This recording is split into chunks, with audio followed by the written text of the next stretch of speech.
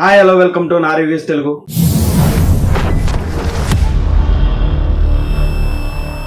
రత్నం movie review. వీడికి ఎందుకని ఇంత కోపం వస్తుంది?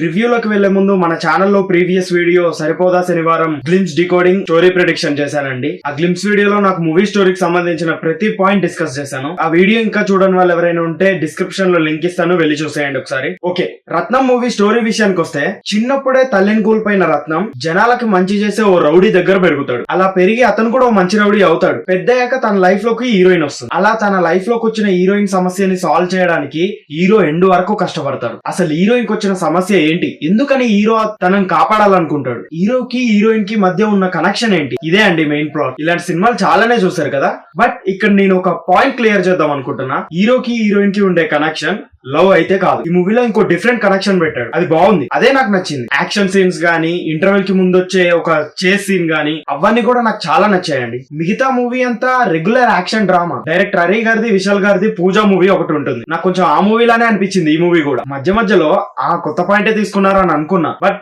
ప్రీ క్లైమాక్స్ నుంచి క్లైమాక్స్ వరకు as it is Pooja movie. ఎందుకు Hari garu out of the box ఆలోచించొచ్చుగా? ఇంకెన్నాళ్ళు అదే ఫార్మాట్ లో తీస్తారు మూవీని? యముడు సినిమా నుంచి చూపిస్తున్నారు దాన్ని. యాక్టర్స్ పర్ఫార్మెన్సెస్, విశాల్ గారు మీరు సూపర్. ప్రియా భవానీ శంకర్ ని ఎన్ని సినిమాల్లో చూసానండి, బట్ ఏ సినిమాలో నాకు తను హీరోయిన్ అని అయితే అనిపించదు. తన నా కోణంలో అసలు చూడలేను.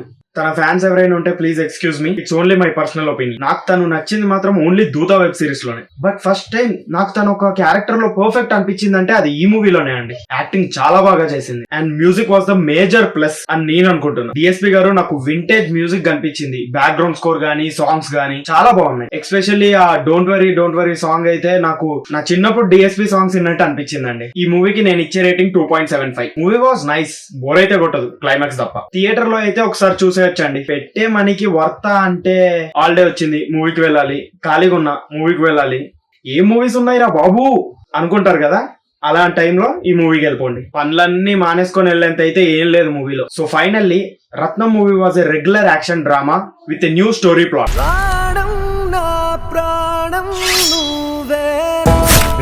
అమ్మాయి నా ప్రాణం, నా ఊపిరి. చెయ్యిస్తావరా పోరం పోకేతావా?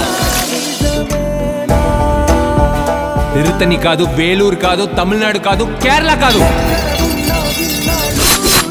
నిన్ను వెతుకుంటూ వచ్చి నరికేస్తాను రా. చాలండి, ఇప్పటి వరకు ఛానల్ ని సబ్స్క్రైబ్ చేసుకునే వాళ్ళు ఎవరైనా ఉంటే సబ్స్క్రైబ్ చేసుకోండి, వీడియోని లైక్ చేయండి, షేర్ చేయండి. Thank you all, bye bye.